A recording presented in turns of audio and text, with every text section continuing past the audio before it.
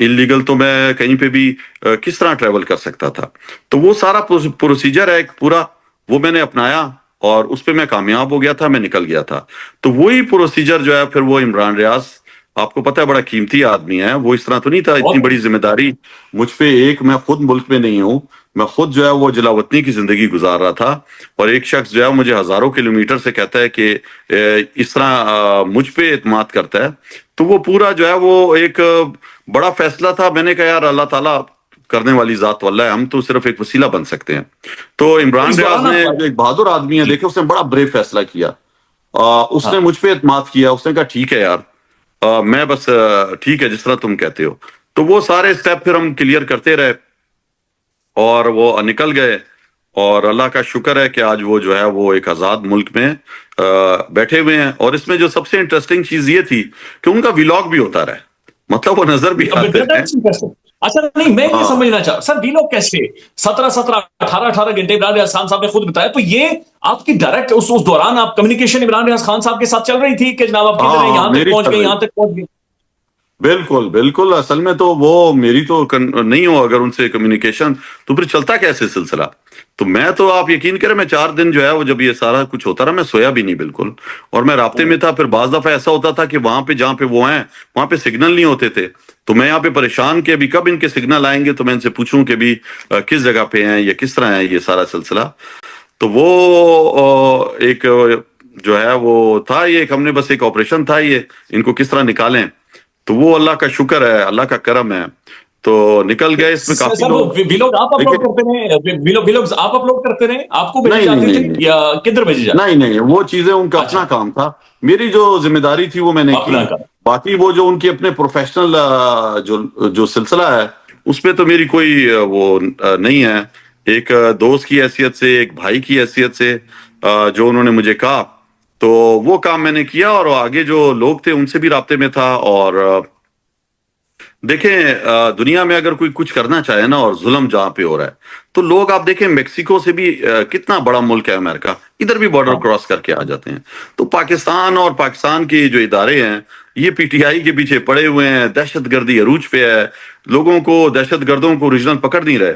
जो पाकिस्तान का नाम लेने वाले हैं, जो पाकिस्तान को की पहचान बनने वाले, जो बने हुए लोग हैं, जो पाकिस्तान के लिए कुर्बानी देना चाहते हैं, ये उनके पीछे पड़े हुए हैं। आप सोचें, उन्हें दहशतगर्द करार दे रहे हैं। तो इमरान रियाज जैसा आदमी जो इतना बड़ा मुहिब वतन हो, जो अंदर भी जो है वो पाकिस्तान जिंदाबाद के नारे लगाता हो, पेशी पे भी निकल के कहीं पे भी मिले, तो आप सोचो यार, एक ऐसे शख्स की अगर मैं मदद नहीं करता, फिर मैं क्या करता। क्या वो कोई बहुत बड़ा वहां पे जो है उसने डाका डाला हुआ था, कोई एवन फील्ड का उसने कोई घर बना लिए थे चोरी के पैसों से, क्या उसने कोई एटमी राज फाश कर दिया था इमरान रियाज ने? यार वो एक साफ सुथरा, एक साफी आदमी, और ऐसा ही आजाद सहाफत के लिए आवाज उठा रहा है पाकिस्तान में, पूरा पाकिस्तान उसे ऐसा प्यार ही कर रहा है, वो एक है। चलिए मजलूमियत का सूरी साहब, निशान बना हुआ है। इंशाल्लाह इमरान साहब आने वाले टाइम में लाजमी तौर पर किताब लिखेंगे और उस किताब के अंदर ये सारी कहानी यकीनी तौर पर दर्ज होगी। सर अब ये बताएं कि उस शाम आपने रूलिंग दी थी, बड़ी दबंग किस्म की आपकी रूलिंग थी, मैं खुद असेंबली के अंदर मौजूद था। बड़ी तगड़ी आपने आवाज, और आपने कहा क्लियर कि जनाब ये एक बाहर से ऑपरेशन किया जा रहा है, पाकिस्तान में रिजीम चेंज की जा रही। खैर वो तो रूलिंग होगी, लेकिन उसके बाद आपके सामने डिमांड्स क्या थी? क्या कोई डिमांड्स आपसे रखी गई थी जिसकी वजह से आपको पाकिस्तान छोड़ना पड़ा? देखें, रूलिंग तो आपको सबको पता है कि जो है ना वो एक रिजीम चेंज ऑपरेशन हुआ, और उसमें मुदाखलत थी, उसके अंदर साइफर था। 3 दिन वो साइफर मेरे पास पड़ा रहा। वो साइफर को जो है मैंने चीफ जस्टिस ऑफ पाकिस्तान को भेजा कि इस पे आप कमीशन बनाए, लेकिन कोई कमीशन नहीं बना। खान साहब भी बोलते रहे, और उसके बाद जो सियासी तौर पर जो पीटीआई के लिए जो हालात बनाए गए, जिस तरह खान साहब के घर पे अटैक किया गया, उनने जान से मारने के लिए उन पे गोलियां चलाई गई, और उसके बाद जुडिशल कम्प्लेक्स के अंदर मैं खान साहब की गाड़ी के ऊपर था, मुराद साहब था, हम सब वहां पे साथ थे, और उमर अयूब साहब थे, और किस तरह जो है वहां पे भी एक प्लान था उन्हें मारने का। तो ये सारी चीजें जो है हमें डराने और खौफ फैलाने के लिए सब कुछ करते रहे शुरू से ही। और खान साहब की सिर्फ एक डिमांड थी कि जो 3 लोगों के खान साहब ने नाम लिए हुए थे, उसके अंदर एक इंटेलिजेंस के इदारे का भी अफसर था, और वजीर आला जो है वो उन्होंने बताया हुआ था, वजीर आजम जो शहबाज शरीफ था उसका नाम लिया हुआ था, और एक सनाउल्लाह का, राणा सनाउल्लाह के जो वजीर दाखिला थे। तो इनके नाम जो है मैं तकरीरों में भी ले चुका था। खान साहब कहते थे कि नाम लो, ये जो आपके एजेंसी का जो सरबराह है उसका नाम लो, ये जो अफसर है इसका, तो मैं भी इनका नाम लेता रहा हूं तकरीरों में। तो उसके बाद आपको पता है जो ये इतने तकब्बुर और गुरूर में होते हैं कि ये तो चाहते ही नहीं है ना कि इनका कोई नाम ले या ये आए, बस आप जो है सियासी लोगों को गालियां दो और ये जो है इन्हें कोई कुछ नहीं कहे, ये जो है ना वो अभी मैं क्या उन्हें कहूं। लेकिन मैं नाम लेता रहा। उसके बाद जो है वो पंजाब में मेरा दाखिला बंद कर दिया इन्होंने। पंजाब में जब मैं इलेक्शन कैंपेन कर रहा था, पंजाब बदर मुझे किया गया। और उसके बाद मैं खान साहब के साथ था 9 मई को इस्लामाबाद हाई कोर्ट के अंदर। वहां पे मेरे सामने जो जुल्म करके जिस तरीके से इन्हें उठाया गया, नईम पंचोता मेरे साथ था, इसको जख्मी किया गया, हमें भी धक्के दिए गए। तो खान साहब ने पहले मुझे कहा हुआ था कि तुमने जो है वो छुप के रहना है, तुमने इनके हाथ में नहीं आना, ये जो है बड़े जुल्म करते हैं और तुमने अंडरग्राउंड रहना है। तो हम अंडरग्राउंड रहे। 9 मई के बाद कुछ दिनों बाद खान साहब वापस आ गए, हम उनसे जूम पे मीटिंग भी करते रहते थे। तो उनकी यही हदायत थी कि आपने अंडरग्राउंड रहना है।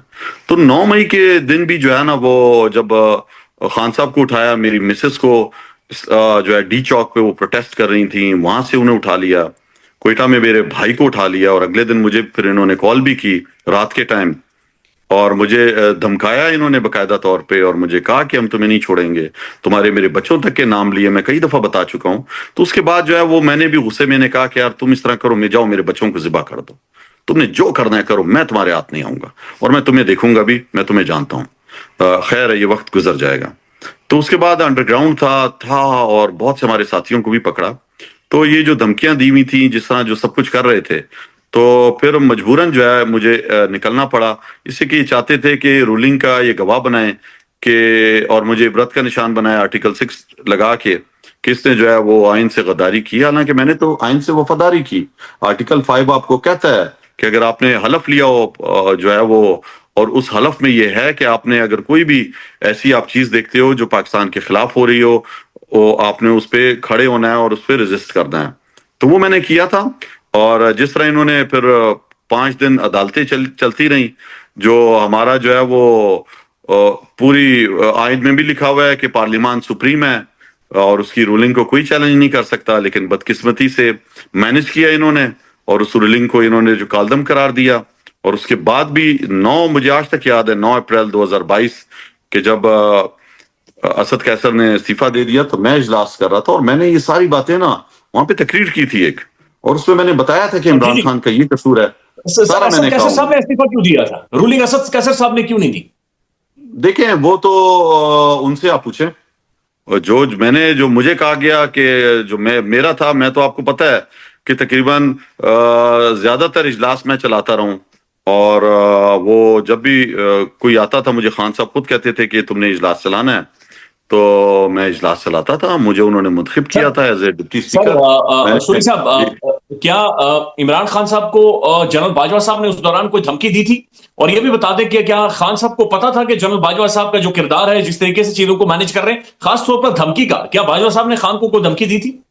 यार आप सोचो, खान को कोई धमकी दे सकता है और खान धमकी मान सकता है?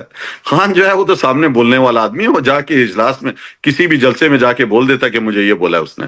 उसकी खान साहब की ऐसी पर्सनैलिटी है कि उसके सामने जब कोई आता है ना, तो असद कैसर साहब, वो इस तरह असद कैसर साहब को धमकी दी गई थी? देखिए, मुझे इस चीज का इल्म नहीं है, ये आप असद कैसर साहब से पूछें। जहां तक ये है कि जो मुझे जिम्मेदारी दी थी, वो मैंने आप सबके सामने, पूरी दुनिया के सामने, जो गलत हो रहा था उसको मैंने गलत कहा, उसको मैंने रोकने की कोशिश की।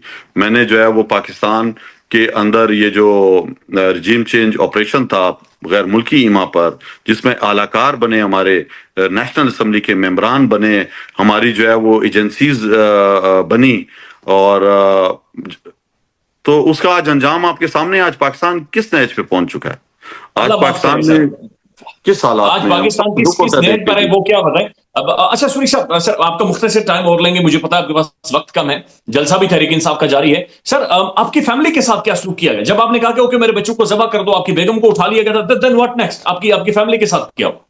देखिए, मेरे भाई को उठा के ले गए और उसको टीस पहुंचाया, वो जेल में भी उसको तंग किया। इनका ख्याल था कि कासिम जो है वो उसके पीछे आएगा, तो मैंने पहले से ही उसको, अपने दूसरे भाई को, तीसरा जो था मेरा, उसने भी फिर कहा कि मेरा सियासत से कोई लेना देना नहीं है। हालांकि जिस मेरे भाई को उठाया वो जो है कभी भी किसी ओहदे पे भी नहीं रहा हुआ, सियासी तौर पे मैं एक्टिव था اور بالکل وہ بھی عمران خان کو چاہنے والا ہے, پیار کرنے والی پوری میری فیملی ہے.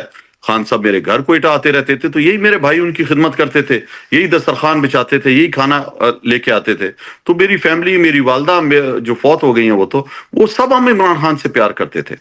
تو ان کو بڑا تنگ کیا, وہ کیسوں میں پھنسا دیا, نیب کے کیس, کرپشن کے کیس, وہ کسی عہدے پہ رہا ہی نہیں ہے.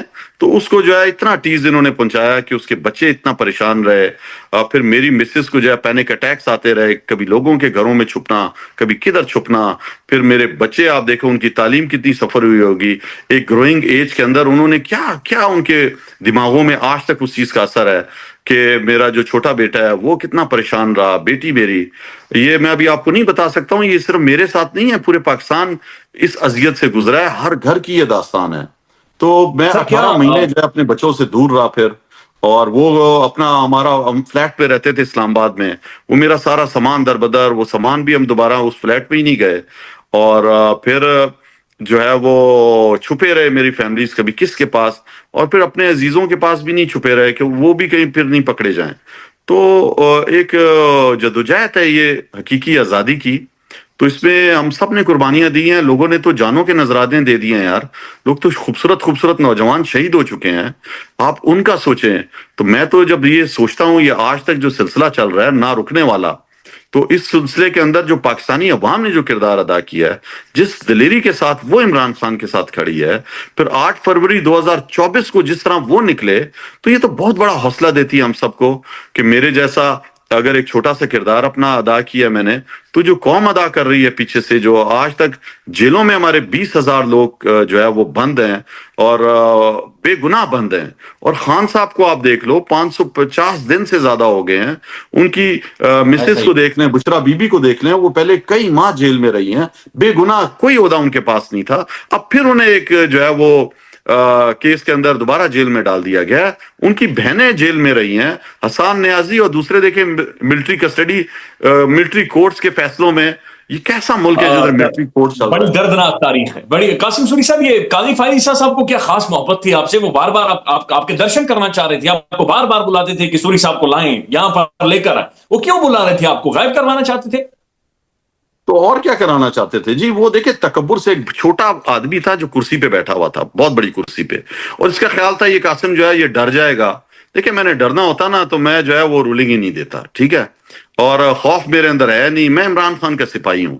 تو جب جو عمران خان کے ساتھ رہا ہوں نا, میں 2014 میں بھی جب دھرنا تھا تو خان کے ساتھ 126 دن رہا تھا. اور میں وہ آدمی تھا جس دن ہم نے پارلیمان کی طرف کنٹینروں کا رخ کیا تھا, تو انہوں نے بہت زیادہ شیلنگ کی تھی, اور بہت انہوں نے ہمارے لوگوں کو ربڑ کی گولیاں ماری اور خوف پھیلایا. میں اس ٹائم بھی کھڑا رہا. تو میں جو ہے نا, یہ خوف جو ہے وہ یہ نہیں لا سکتے تھے. کسی عمران خان کے جو سچا سپاہی ہو, اس کو یہ کیسے خوف زدہ کر سکتے ہیں؟ تو یہ بزدل جو ہے یہ کوئٹہ کا ہی ہے, اور یہ وہاں پہ بڑا فن خان بنا ہوا تھا اس کرسی پہ بیٹھ کے. اسے پتا نہیں تھا کرسی چند دنوں کی ہے. دیکھیں کرسی پہ ہم بھی بیٹھے ہیں, لیکن یہ اللہ کی بڑی مہربانی ہے کہ آج کرسی پہ ہم نہیں بیٹھے ہوئے, لیکن عوام اس سے زیادہ ہمیں پیار دیتی ہے. کہیں پہ بھی جائیں لوگ پہچانتے ہیں, پیار دیتے ہیں. اور یہ لوگ, وہ لوگ, قاضی فائز عیسیٰ جیسے لوگ, آپ جنرل باجوہ کا آپ حال دیکھ لو کہ وہ انہوں نے غلط کرسی کا استعمال کیا, آج عوام نفرت کر رہی ہے, آج وہ گھر سے باہر نہیں نکل سکتے.